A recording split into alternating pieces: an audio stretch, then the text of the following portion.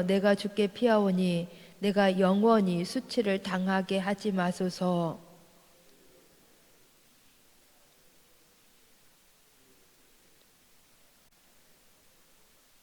주는 내가 항상 피하여 숨을 바위가 되소서. 주께서 나를 구원하라 명령하셨으니 이는 주께서 나의 반석이시요 나의 요새이심이니이다.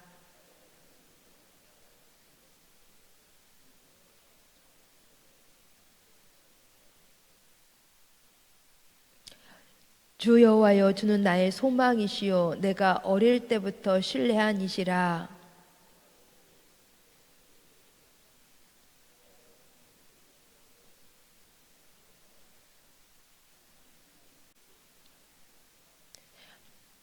그리고 그 뒤에 22절, 23절, 24절은 한 목소리로 읽습니다. 22절부터 나의 하나님이여 내가 또 비파로 주를 찬양하며 주의 성실을 찬양하리이다. 이스라엘의 거룩하신 주여 내가 수금으로 주를 찬양하리이다. 내가 주를 찬양할 때에 나의 입술이 기뻐 외치며 주께서 속량하신 내 영혼이 즐거워하리이다. 나의 혀도 종일토록 주의 의를 작은 소리로 읊조리오니 나를 모해하려 하던 자들이 수치와 무한을 당함이니이다. 아멘. 시편 전체 150편 중에서 표제어가 있는 시편은 116개이고 표제어가 없는 시편은 33개입니다. 오늘 시편은 표제어가 없습니다.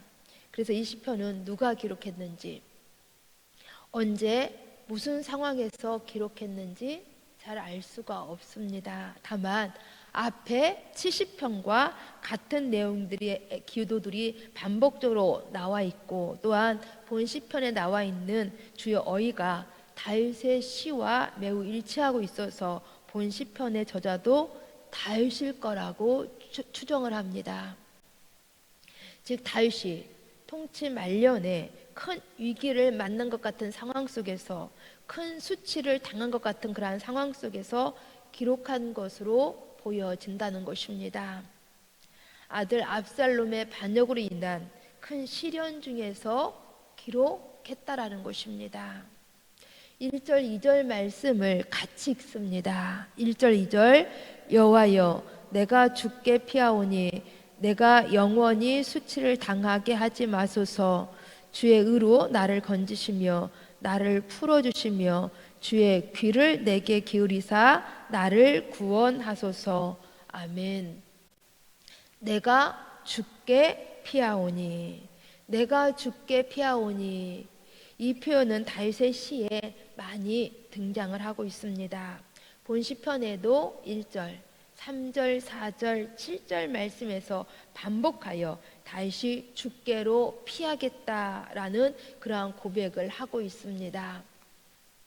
이것은 다윗이 굉장히 수치스러운 일을, 큰 어려움을 겪고 있었을 때에 지어진 것으로 보여진다라는 것입니다.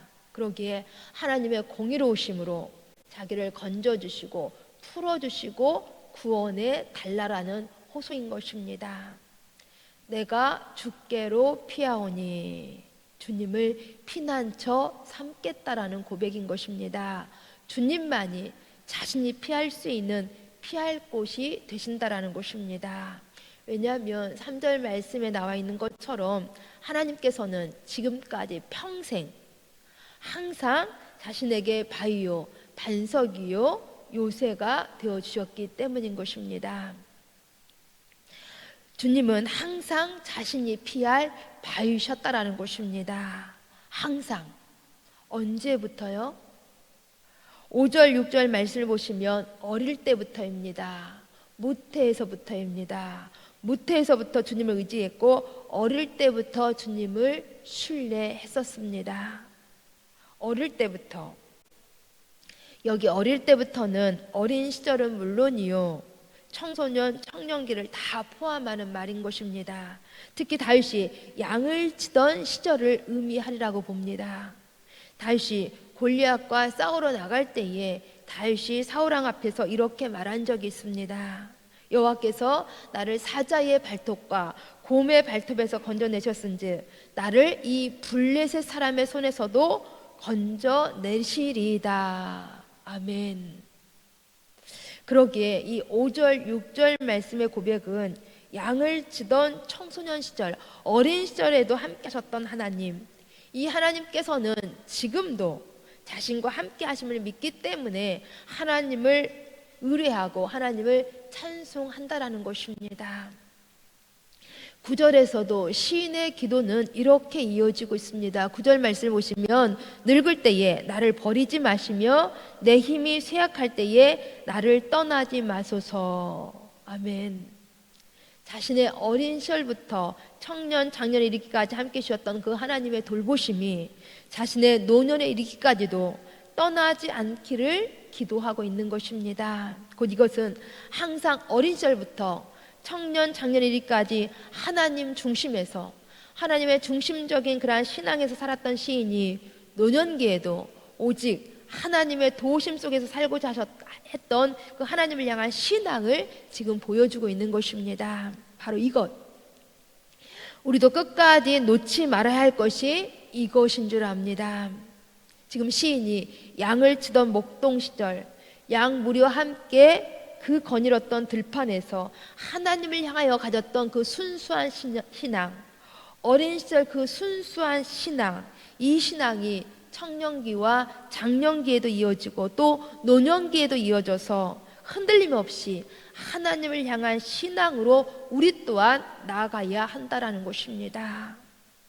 그래서 우리가 어떤 때에 어떤 상황을 만난다 할지라도 이런 고백을 할 수 있기를 간절히 소망합니다. 우리 함께 14절 말씀을 같이 읽습니다. 14절, 나는 항상 소망을 품고 주를 더욱더욱 찬송하리이다.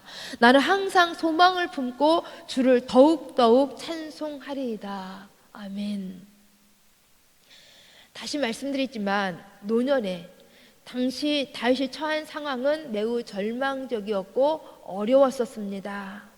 누구도 그래서 이 다윗에 대해서 낙관적으로 희망적으로 말하는 사람이 없었습니다. 도리어 사람들은, 대적들은 하나님이 그를 버리셨다고 말하였습니다. 분명 정말 이 당시 상황은 그렇게 하나님이 다윗을 버린 것처럼 보여졌습니다. 하나님이 다윗을 버리지 않으셨다면 그처럼 아들에게 반역을 당하여서 쫓기는 신세가 될 수가 없었습니다. 그런데 지금 시인은 왕궁을 빼앗기고 도망자 신세가 되어 있습니다. 이제 압살롬의 그러한 추격으로 인하여서 목숨이 위험한 순간까지도 되었습니다. 그런데도 다윗이 고백하고 있는 것이 바로 이것인 것입니다. 나는 항상 소망을 품는다. 나는 더욱더욱 주를 찬송하겠다. 결코 다윗은 절대 소망을 가질 수 없는 상황입니다. 절대 다윗은 찬송이 입술에서 나올 수 있는 상황이 아니라는 것입니다. 그런데도 다윗은 항상 소망을 품는다고, 주를 더욱더욱 찬송하겠다고 고백하고 있는 것입니다. 지금 다윗이 고난이 너무 극심하여서 제정신이 아니라서 이렇게 말하고 있는 것일까요? 결코 아닙니다. 다윗은 온전한 정신으로 자신의 현실을 온전하게 지금 직시를 하고 있습니다. 그럼에도 다윗이 이렇게 말할 수 있었던 것은 다윗에게는 하나님에 대한 절대적인 확고한 신앙이 있었기 때문인 것입니다. 하나님이 자신을 위기에서 구원해 주실 거라는, 자신이 지금 당한 이 상황 속에서 반드시 보호해 주실 거라는 그러한 신앙, 확신이 있었다라는 것입니다. 왜냐하면 다윗은 과거의 경험을 통하여 볼 때에 이런 것을 확신할 수 있었던 것입니다. 하나님께서는 항상 자신이 피하여 숨을 바위와 반석과 산성이 되어주셨기 때문인 것입니다. 비록 지금 자신이 처한 상황은 전혀 소망이 없는 그러한 상황이었지만은 다시는 하나님께서 구원해 주신다는 확실한 소망이 있었다라는 것입니다. 그러기에 나는 항상 소망을 품고 주를 더욱더욱 찬송하리이다 라고 외칠 수 있었던 것입니다. 보통 사람들의 감정이란 지금 현재에 자신이 당한 그러한 상황과 밀접한 관계가 있습니다. 즉 자신이 지금 힘들고 어려운 상황을 만나게 되어지면 보통 우리는 얼굴이 어두워집니다. 한숨이 한탄이 나옵니다. 또는 불평과 불만들이 토로가 되어집니다. 이건 당연한 우리 인간의 본성인 것입니다. 그런데도 우리가 성경을 보시면 성경에는 이와 반대의 사람들이 많이 소개되고 있다는 것입니다. 베드로전서 1장 6절이 말씀하고 있는 것이 이것입니다. 너희가 이제 여러 가지 시험으로 말미암아 잠깐 근심하게 되지 않을 수 없으나 오히려 크게 기뻐하는도다. 크게 기뻐하는도다. 시험으로 말미암아, 고난으로 말미암아 근심스러운 상황 속에서도 크게 기뻐한다는 것입니다. 고린도후서 12장 10절 말씀에도 바울이 이렇게 고백하고 있습니다. 내가 그리스도를 위하여서 약한 것들과 능력과 궁핍과 박해와 공고를 기뻐한다. 기뻐한다. 바울은 능력과 궁핍과 박해와 공고까지도 내가 예수 그리스도 때문에 기뻐한다고 고백하고 있는 것입니다. 어떻게 이런 이해할 수 없는 일들이 일어날 수 있는 것인지, 이렇게 많은 핍박과 박해와 근심과 그런 고난 가운데서 어떻게 보통 사람들과는 다른 감정을 가질 수 있냐라는 것입니다. 그것은 바로 하나님께 대한 분명한 소망, 확신이 있기 때문인 것입니다. 바울이 고백하고 있는 것처럼 우리가 사방으로 우겨싸움을 당하여도 쌓이지 아니하며 답답한 일을 당하여도 낙심하지 아니하며 박해를 받아도 버림받지 아니하며 거꾸리뜨림을 당하여도 망하지 아니할 것을 아는 이 분명한 확신, 이 분명한 믿음이 있었기 때문이라는 것입니다. 그렇습니다. 우리가 하나님께 대한 분명한 소망, 하나님께 대한 확실한 믿음이 있다고 한다면 우리도 절망적인 상황 속에서도 소망을 품을 수 있는 것이며, 그런 아픔과 시련 속에서도 더욱더욱 주님을 찬송할 수 있는 것입니다. 결코 세상 사람들은 도무지 알 수 없고 세상은 도저히 이해할 수 없는 우리만 아는 소망이요, 우리만 아는 찬송인 것입니다. 그러게 오늘 시편은 이렇게 마무리를 짓고 있습니다. 다시 한번 22절부터 24절까지를 함께 읽습니다. 22절부터 나의 하나님이여 내가 또 비파로 주를 찬양하며 주의 성실을 찬양하리이다. 이스라엘의 거룩하신 주여 내가 수금으로 주를 찬양하리이다. 내가 주를 찬양할 때에 나의 입술이 기뻐 외치며 주께서 속량하신 내 영혼이 즐거워하리이다. 나의 혀도 종일토록 주의 의를 작은 소리로 읊조리오니 나를 모해하려는 자들이 수치와 무한을 당함이니이다. 아멘. 이처럼 하나님을 찬양하는 것으로 끝을 맺고 있습니다. 비파와 수금으로 찬양하며 자신의 입술과 혀로 찬양하겠다라는 것입니다. 곧 자신의 입술로 낼 수 있는 최고의 소리로 하나님의 행하심을 찬양할 것이며, 또한 하루 종일 하나님이 하나님 되심을 작은 소리로 읊조리겠다고 말하고 있는 것입니다. 즉 끊임없이 쉬지 않고 어떤 상황 속에서도 또 찬양하겠다라는 것입니다. 이처럼 오늘 시편은 여호와여 내가 주께 피하오니 내가 수치를 당하지 말게 하소서라고 이렇게 하나님께 하소연하는 것으로 시작하고 있었습니다. 그런데 마무리는 이처럼 하나님을 찬양하는 것으로 끝을 맺고 있다라는 것입니다. 어떻게 한숨만 나오는 이러한 절망적인 상황 속에서 찬양할 수 있었는지, 그것은 어린 시절부터 청년, 장년, 노년에 이르기까지 그렇게 함께 하셨던 하나님께서 자신을 또 함께 하시고 구원하실 거라는 그러한 분명한 믿음이 있었기 때문에 이러한 속에서도 하나님께 모든 것들을 의탁하고 찬양할 수 있었던 것입니다. 우리도 하나님을 향한 이 믿음으로 어떤 상황 속에서도 항상 찬양할 수 있기를 간절히 소망합니다. 우리 함께 기도하시겠습니다. 참 좋으신 아버지 하나님, 감사함을 드립니다.